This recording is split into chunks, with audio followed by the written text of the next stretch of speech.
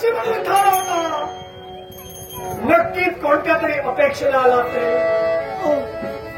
म्हणजे याच्या जवळच्या मोहरा होत्या, त्या मोहरा लुटून देण्याचा प्रयत्न निश्चितच त्याला केला असेल. मग मला सांग, त्या मोहरा त्याला मिळाला का?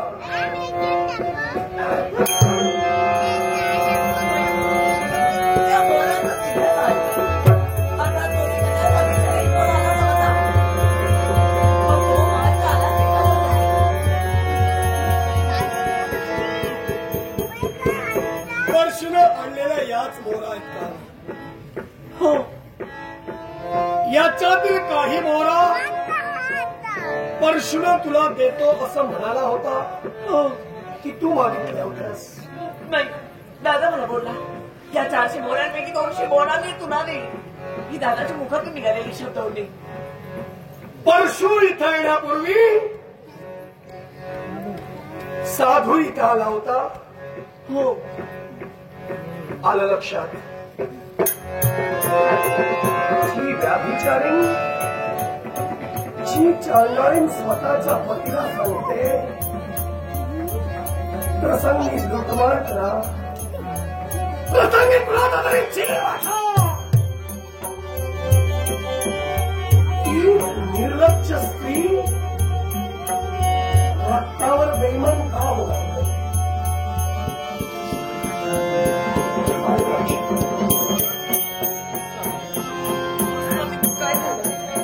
मी सांगते ते खरे.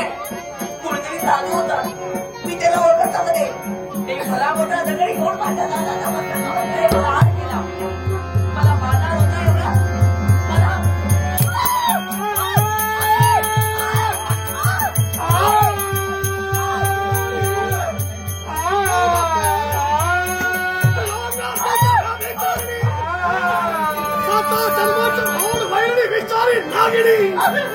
अगं बंधू प्रेम विश्वास दादा माझी कुणाला मिळत नाही.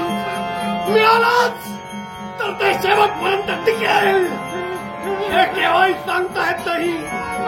नाती नुसती निर्माण केली म्हणजे नाही, नाती चांडाळी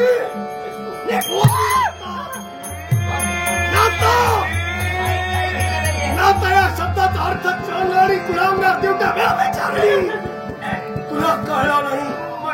नात्याचा वापर फक्त आणि फक्त स्वार्थासाठीच तू करून घेता. तुला जर का धनच हवा होतो जर का मोहरा हव्या होत्या या विश्वास मावणाऱ्या धनिक स्त्रियांप्रमाणे जर का तुला निर्माणच होता तर हे कुकर्म तू करायला हवं होतं. काय बोलतो ऐकून घे. तू दरोडा घालायला हवा होतास. एखाद्याचा जीव पुरा व्यक्तीचा तू घ्यायला हवा होतास. चालणारी औंधाचा गुलामगार देवता विचारली. तुमचं दोघांनाही रक्त आहे. तुम्हा दोघांनाही जन्म देणारी मातृ पितृ देवता एकच.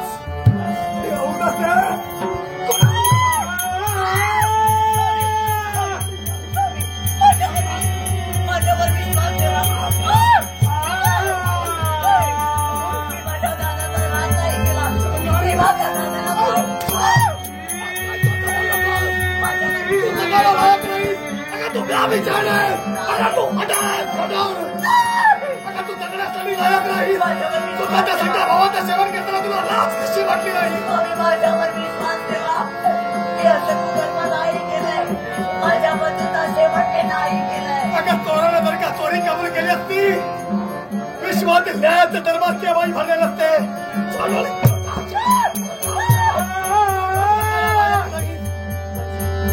तू जगायला लायक नाही.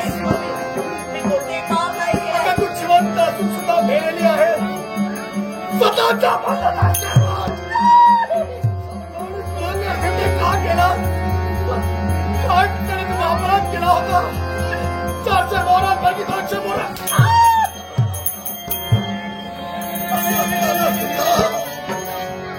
स्वतःच्या बंधूंचा शेवट चालणारी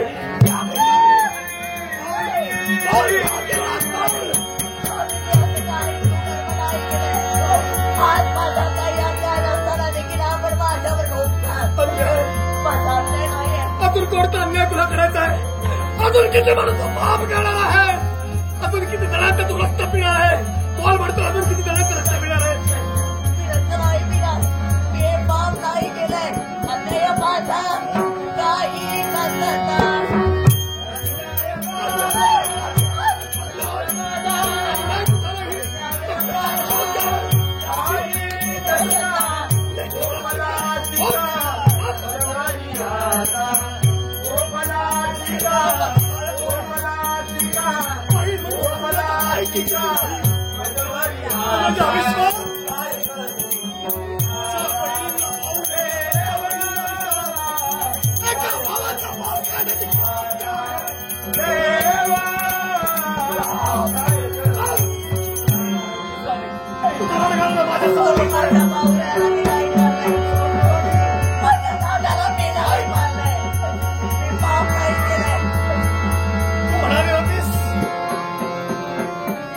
तुम्हाला जर का वाळलेली लाकडं मिळत नसतील तर शाला हिरवीगार पालवी फुटल्याचा वृक्ष तोडा.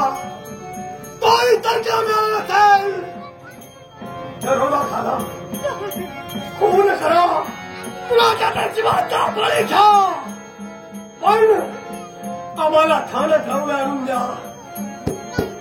आता चांदणी पुनवणार ठेवते. आता मी ठरविलंय तुझ्या शब्दाप्रमाणे मी वागणार, तुझ्या शब्दाप्रमाणे मी वर्तन ठेवणार. माझ्यावर विश्वास ठेवा. तू जगायला लायक नाहीस. अगं या विश्वासाला बचाव, ज्या बहिणीला भाऊ नाही त्या बहिणीला विचार. भावाचं मोल या विश्वात किती आहे. अगं भाऊ स्वतःच्या बापाप्रमाणेच सदैव माया करत असतो. नाता या शब्दाचा अर्थ तुला कळलेला नाही. नात्याची गरज जेवढी तुला आहे तेवढी समजल्यावर तुला जावी लागते. नातं नुसतं म्हटलं म्हणून झालं नाही. मात्र नातं निभावणं नातं टिकवणं हे दोन्ही व्यक्तींवर अवलंबून असतं. हा माझा पशु तुझ्या समोरचं नातं टिकवणं आतापर्यंत तत्पर झाला, पण तू विषारी नागिन ठरली. तुला जगण्याचा अधिकार नाही.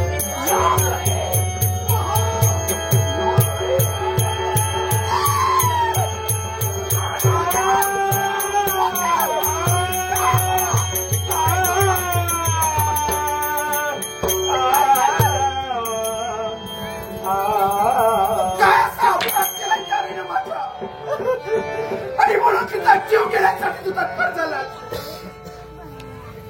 काय घडलंय काय घडलंय आई? तुमच्या प्रश्नाचं उत्तर द्यायला मी असमर्थ आहे. माझं तोंड सुद्धा तुम्हाला मला दाखवण्याची मला लहान वाटते. तुम्हाला तुमच्या प्रश्नाचं उत्तर हवंय ना. हिच्यावर मी शस्त्र का उभारतोय. तुमच्या प्रश्नाचं उत्तर